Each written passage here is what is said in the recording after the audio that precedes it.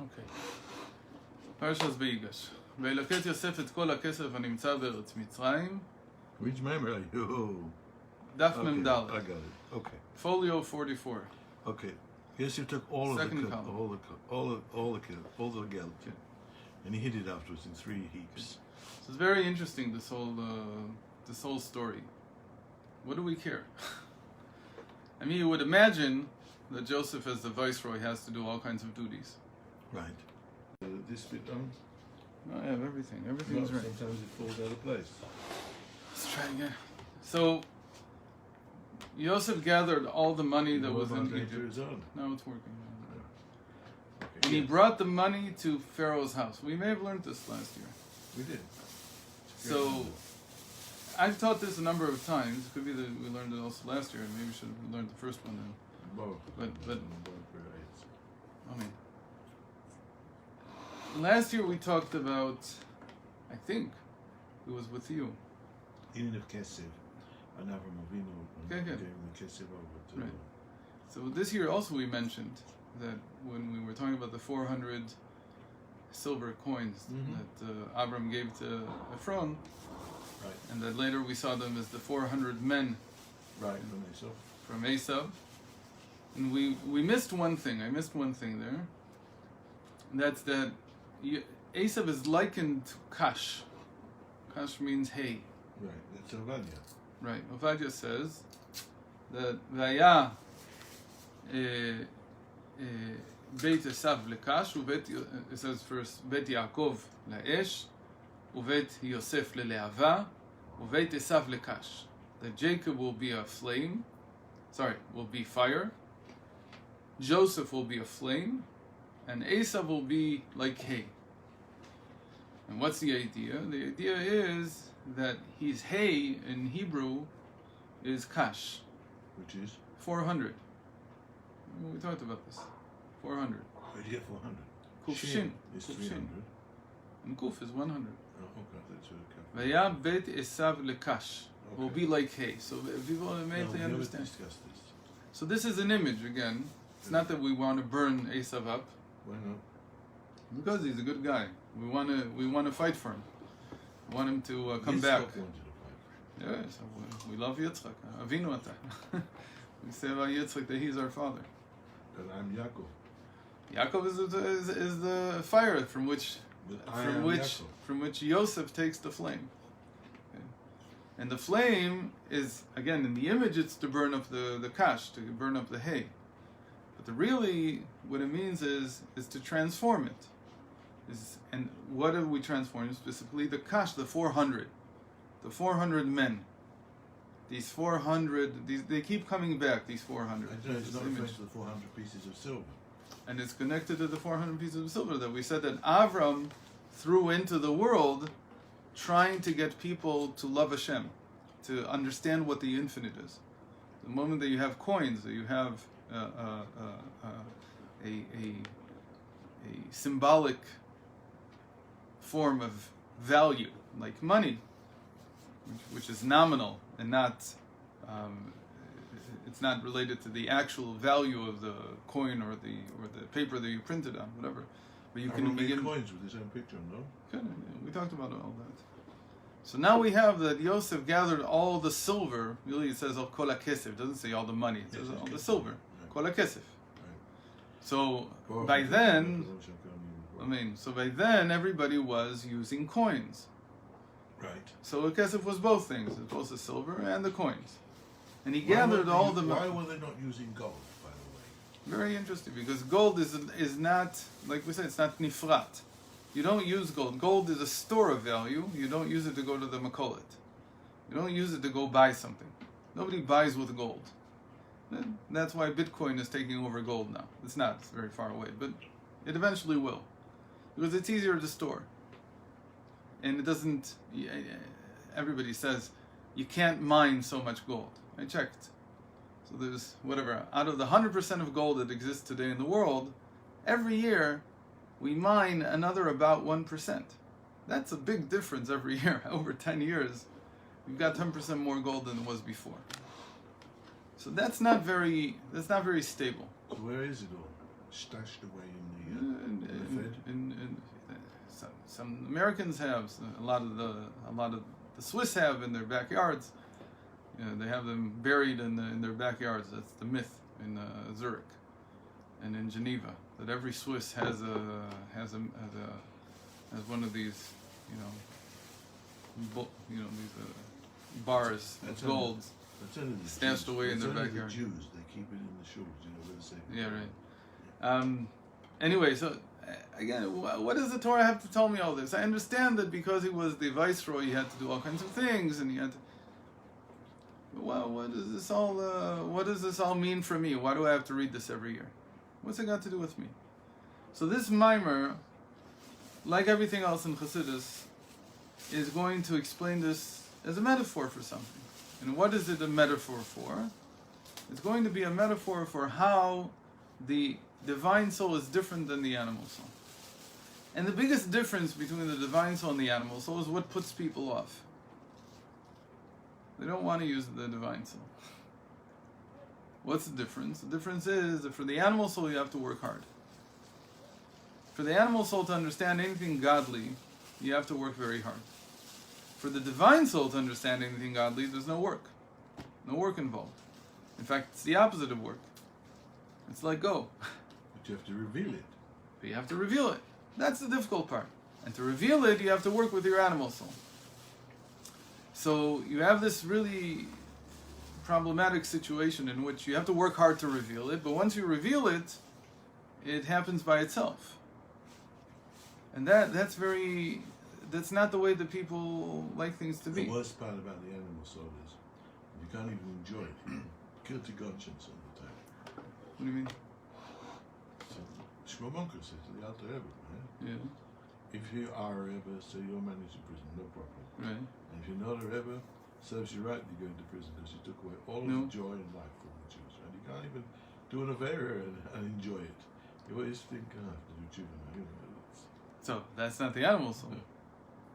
No. To do an Avera is not the animal soul. Who is it then? That's already Shedinu Chaim. The animal soul would never sin. But the animal soul is built for hard work. You say animal soul would never do it. Of course not. Because the animal soul is taken from the good side of the tree of good and bad and evil.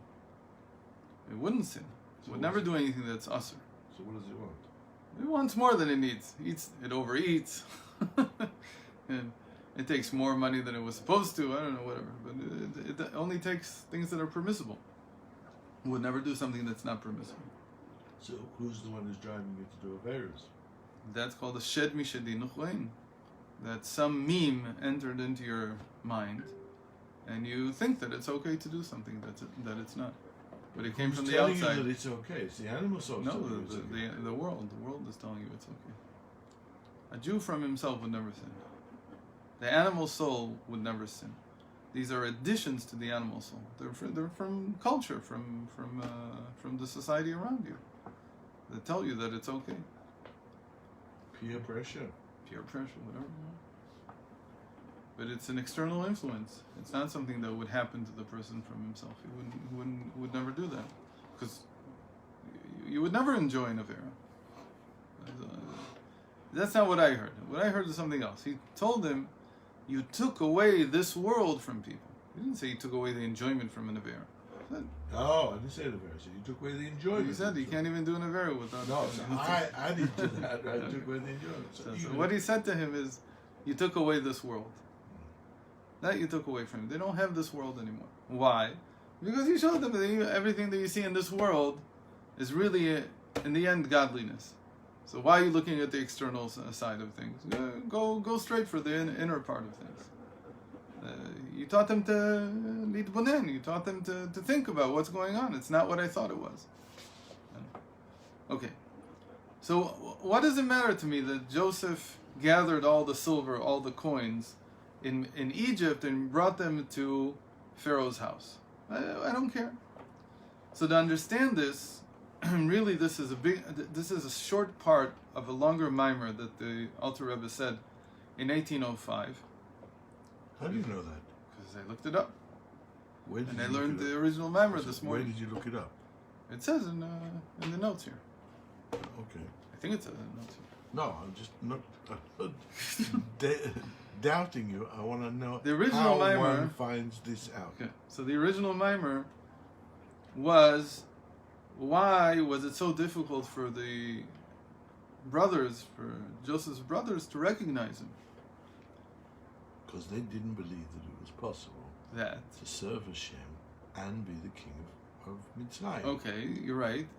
More specifically, he says in the mimer, they couldn't imagine that Couldn't somebody cut like this idea. Yosef would spend most of his day dealing with earthly matters, with worldly matters, That's the same thing in different words. and yet at the same time Still be a tzaddik. still be a tzaddik. That didn't make sense to them. That doesn't work, Okay, there was another person because that there was the same ta'anan against him, and that was Mordechai.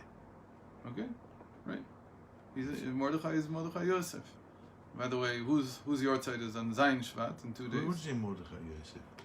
Mordechai Yosef Leiner. Who is Mordechai Yosef? The Ishbitzer. Ishbitzer's yard side is this week. Zayin Tevis. I don't know who the Ishbitzer was. Mordechai Yosef equals Yodea Sefer. Equals Shekel equals Shekel equals a few other things. I forgot. That have to do with the Beinoni. Where did he come from? He was a Talmud of the Kotzker. Actually, he was at the same age as the Kotzker. And they had both been by the Shischa. The Polish Chassidim. But many of the things that he taught, the Rebbe repeated. The Rebbe liked him a lot. Everybody likes the Ishbitzer. He's become very popular in the last 80 years. He's in now. Yeah. So anyway, getting back to this, what was difficult was is exactly, we've been talking about this, what the Baal Shem Tov had, the same experience. How can I, on the one hand, see people's problems, see the needs of this world, and at the same time be able to cling to Hashem at the highest level? How can you do both things? If you're looking at Hashem, if you're connected to Hashem, so the problems of this world, they don't mean anything. You're just looking at things at face value. You're just seeing the Gilu, you're just seeing the revelation of Hashem and everything. So you don't understand the problems. So how could Yosef have his mind in the problems of this world, be able to solve them, and at the same time be clinging to God? That's the issue he starts with. Doing the mitzvah, then you are connected to this world and you are connected to Hashem. Not so simple. Because you Guy still came can't. You to my can house, love somebody a very guy much and came- not understand what they want. Guy came to my house last night. He needed money. I understood that very clearly, right? Yeah. He's making a wedding. I understood that very clearly. Mm-hmm. The guy is a nice guy, but is a bit of a nebuch. Sun doesn't shine too strongly through his curtain windows, right? Okay. So he gave him $1,000 Yeah. from the carrier, not from that, right? Yeah. So what's difficult to understand? But I did the mitzvah. So by giving him that money, I'm connected to Hashem. I'm not just giving him that money. I'm saying to Hashem, in inverted commas, he is one of your creatures, and he's one of your people, and I've helped him. So therefore, I'm connected to you, Hashem. You're connected via the mitzvah. Right. That's not what it means to be connected to Hashem. To be connected to Hashem means that what you see in the world is only godliness. Yeah, see, that money is godliness. And if you see only Helping another godliness, Jew. and if you see only godliness, so the person comes and he has a problem, you don't fully understand the problem. You're not able to. In the same way that we talked about that if a child comes and he tore up some paper money, you say, okay, I'll buy you more paper money. Doesn't mean anything. It can't mean anything to you. If you're really there, the problems of this world don't mean enough. That's okay for you, but that's not okay for the guy who's That's standing true. next to you.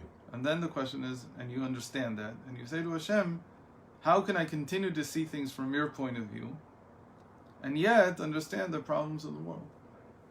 And in Yosef's case, it was even more difficult because he didn't have to understand the problem of one person. He had to understand the problem of the whole empire. And how could you be clinging to God, seeing this world as just passing and an opportunity to do good and so on and so forth, and understand these problems that people have and solve them for them. And you know what kind of problems people have. It's not just like, come to you, I need to do a wedding. This minister is angry at that minister because that guy did this and this. And you have to solve all these crazy problems. So how do you put your head into this at the same time as not seeing the problem? How do you hold that paradox? Anyway, so that's Joseph's greatness. That's what the brothers couldn't understand. Meaning, it's not that they didn't see him. They were looking for signs that he's Yosef. It didn't make any sense to them what they were seeing. Because even if he looked a little like Yosef, but look at this guy. What is he doing? All day long, what's he dealing with? The Yosef we knew wasn't like that. So what did Yosef learn so that they wouldn't have to even be approached with problems of one minister and another minister, or this. They didn't want that. That's what the brothers decided. That's the only way you can do this. You have to take yourself out of the world. And here you have Yosef, who's in the world entirely. He's in the White House. Teeth and dirt.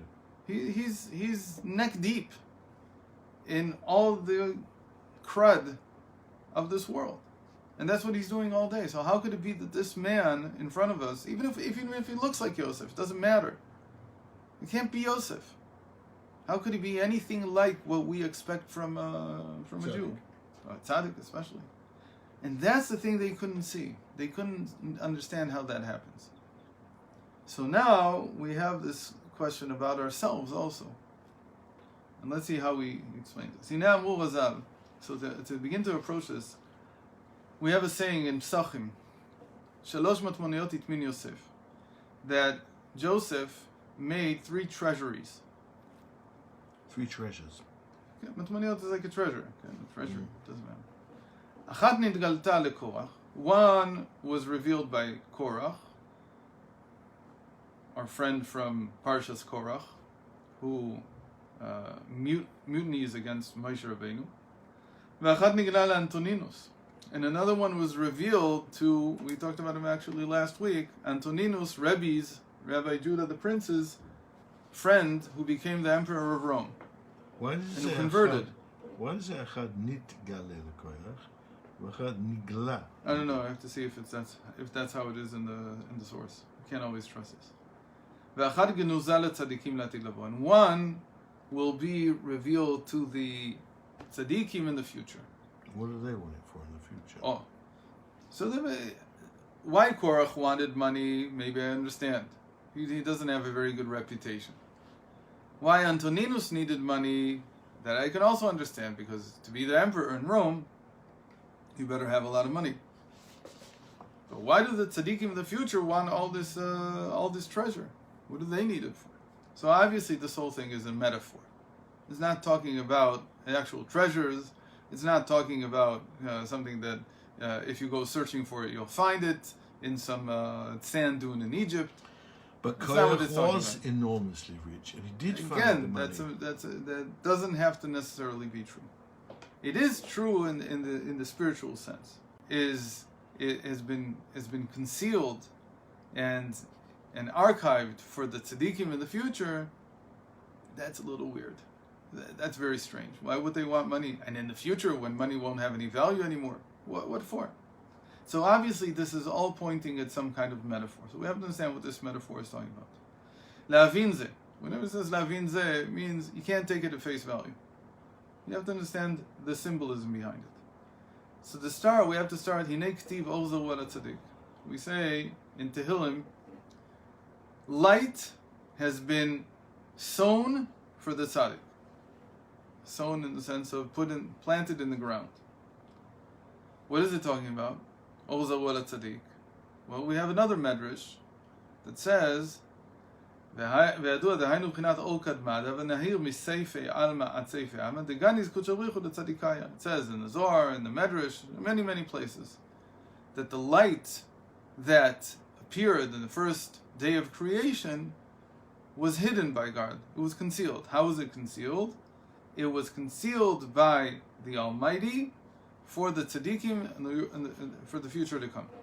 This is the light that was before the time of the Shemesh. Right. This is the light that the sun takes from. Right? The sun doesn't have its own light. It takes light from somewhere. It creates it in some way. Where does it take it from? It takes it from this source. And this source is concealed. When will it be revealed? In the future for the tzaddikim. What's special about this light? That it goes from end to end of the entire universe. Ah, that sounds familiar. That sounds familiar. I need to think about that. Today you would say that that is the light of the universe at its creation. When the universe was very small, according to science today. So obviously there was light going from end to end.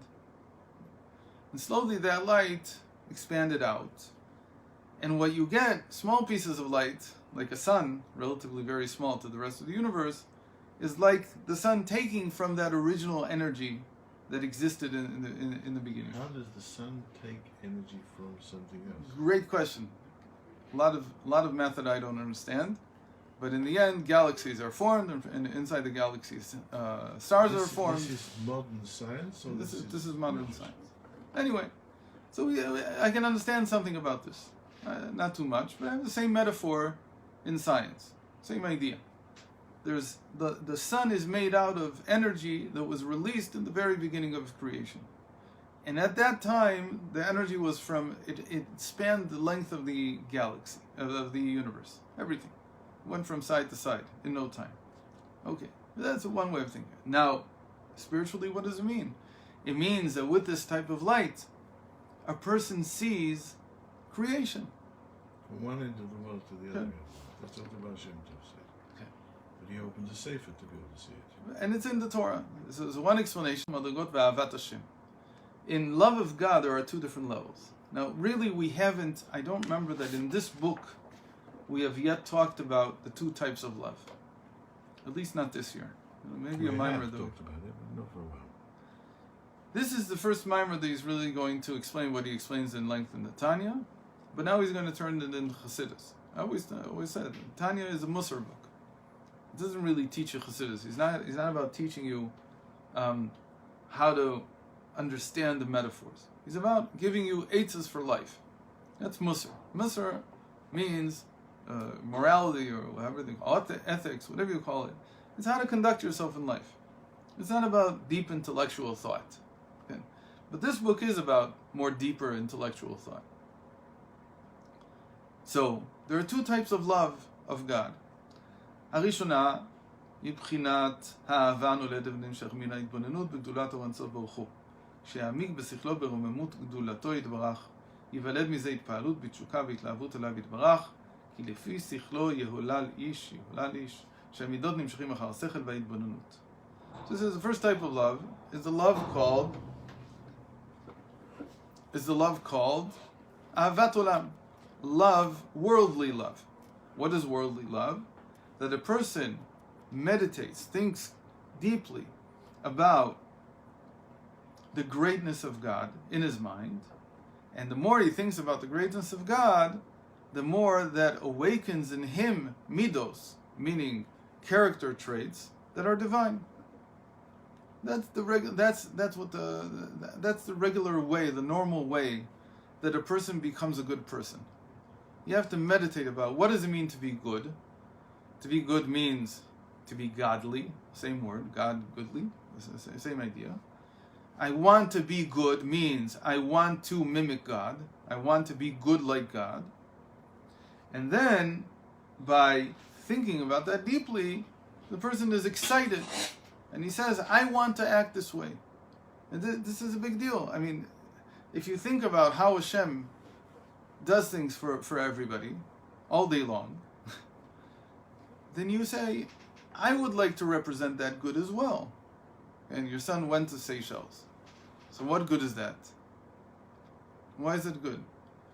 It's a good question why he went. If he went to open a business, so say no. Everybody needs to make a living. He goes to help other people. So what is he doing? He's trying to mimic God. He's saying, I will be the long hand of the goodness in the world. And I'll make sure that people have what they need to eat, to drink, whatever it is. That moves people. A person is innately good. So he says, just show me what the good is. Teach me what is really good. It's very hard to know. I think it's hard to know. And why is that good, for instance? Somebody will come and say, people are just taking advantage of you. You're going to Seychelles, taking your dragging your wife. Good because the Rebbe told us. Before You say it to somebody else. The people have what to eat for Shabbos. Say, what do you get out of it? He says, I won't get anything. I don't know. You have to have some picture of divine goodness to do something like that. So you come and you say, it's because the Rebbe told me. So, what do you mean the Rebbe told? The Rebbe told you that Hashem, this is what it means to be godly. This is what it means to conduct yourself godly in the world now. It's not that the Rebbe told you. The Rebbe didn't tell me to stand on my head. I don't understand by myself. What does Hashem want? Okay, because it's very difficult to understand. So I have smart people who say, in this generation, this is what it means to be godly. Wonderful. So I go and do it. Why does the person even do that? Because he has some meditation. He understood to some extent that he wants to conduct his life in a way that is godly. He says, I want to be good. So that excites the midos. It excites the faculty, the character traits of the person. He says, I want to act in such a way. And so, for instance, if somebody wakes him up in the middle of the night, 2 a.m., knocks on his door, I didn't get any schnitzel. So he's in a test. No, how are you going to respond?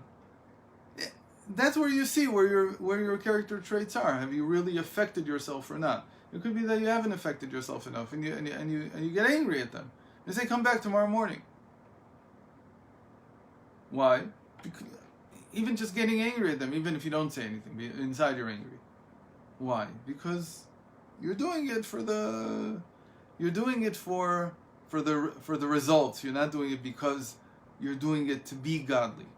But if you've really meditated, really thought about long and hard, and you've really changed yourself, then you should be able to handle something like that with composure. I think this is all part of it. There's no difference between if he comes at 2 in the afternoon and 2 a.m. There's no difference if I have to make it now or I made it before. It's all the same. Because godliness is always good. And that's what I want to be. And the more he meditates on this, the more he understands this, the more he changes the way his faculty traits work. And that's called transforming the animal soul. And that's the level of love the animal soul can come to. It habituates itself to act in a different way than it was normally used to acting. That's the lower type of love. It's lower. It takes a lot of work, but it's lower. אהבה זו היא בחינת הולדה חדשה שנמצאת מחדש על ידי השכל וההתבוננות. This is a new character trait that you've created for yourself. It's new. Because to begin with, my animal soul was nothing like that. It had no interest in giving schnitzel to somebody at 2 a.m. in the morning. Same thing happens when you have a child, by the way. So this child doesn't want schnitzel, but he wants his bottle. At 2 a.m. it doesn't want to sleep, it wants to cry. At 2 a.m. it doesn't want to sleep, it wants to go take a walk. Whatever.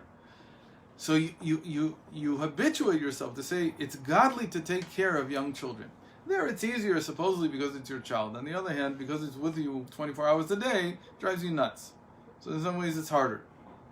I remember that when I was awake for many, many hours every night, none of my children wanted ever to sleep.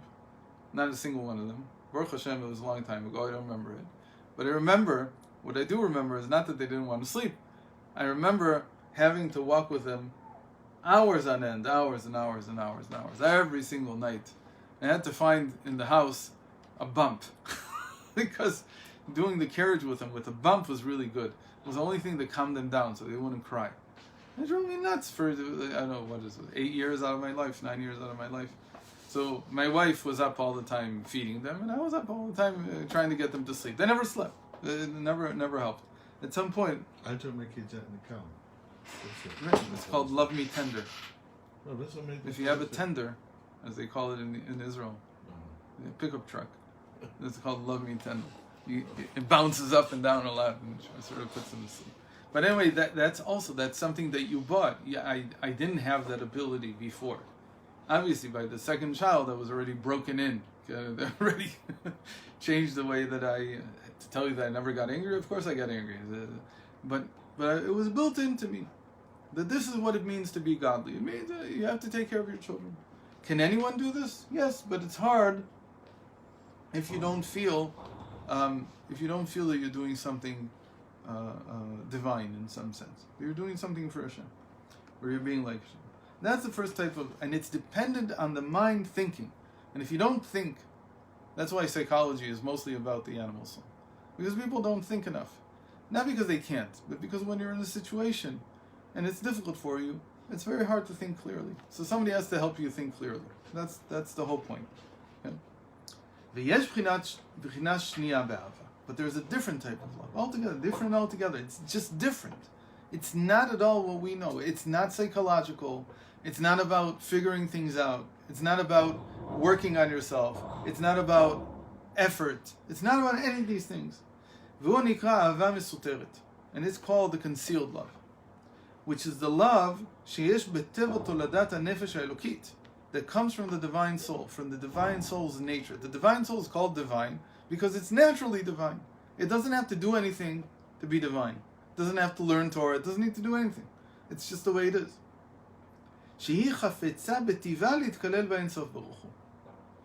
Which, from its very nature, wants to become one with the infinite, with God. Which is its source and its root.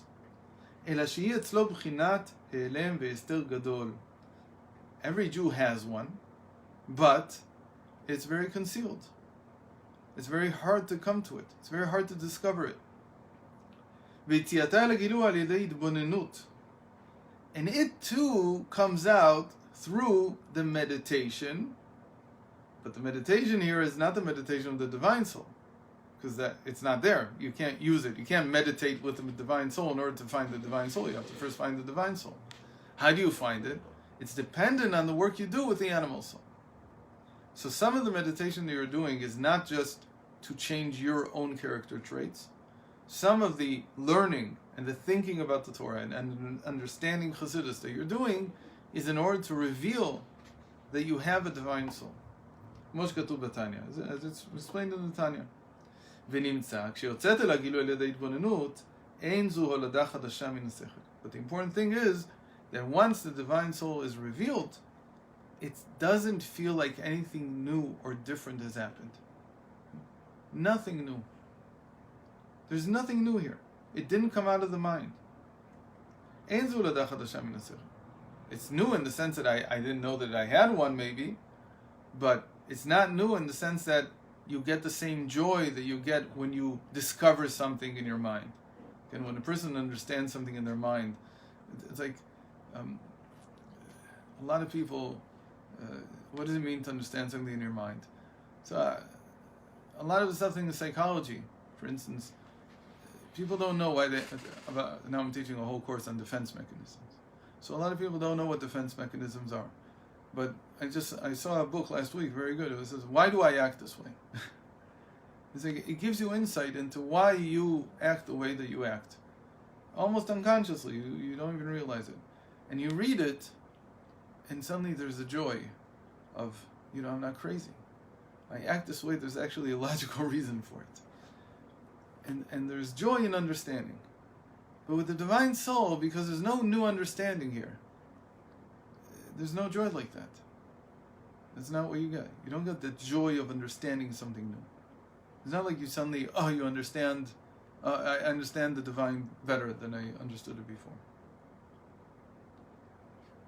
What's the explanation? The explanation is one we've been repeating the last few weeks. That the divine soul is Heilem v'Gilui.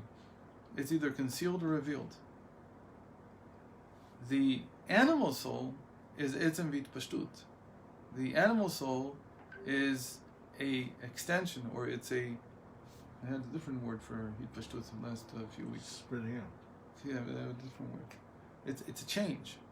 The animal soul actually changes. So it depends on what you like. If you only are connected to change, you will only work on your animal soul. But to connect to your divine soul, You have to accept the idea that there are certain things that are not going to cause you the satisfaction of changing, but rather you just have to accept that they're going to appear. And when they appear, they're not yours. You didn't do anything. You did something to make them appear, but you didn't do anything to make them. The fact that you're seeing them is up to you. That you did change something. But there's no act of changing. So if you're a junkie for self-improvement, you're never going to get to the divine soul. You'll only work your whole life on the animal soul. You have to accept the fact that there are certain things that you can't affect, you can only reveal. How do you reveal it? Tell me tomorrow. Working on the animal soul. Okay, so how does working on the animal soul reveal it? Tell me tomorrow. Maybe I haven't got a divine soul anyway. Why do you think that? Why would you think that?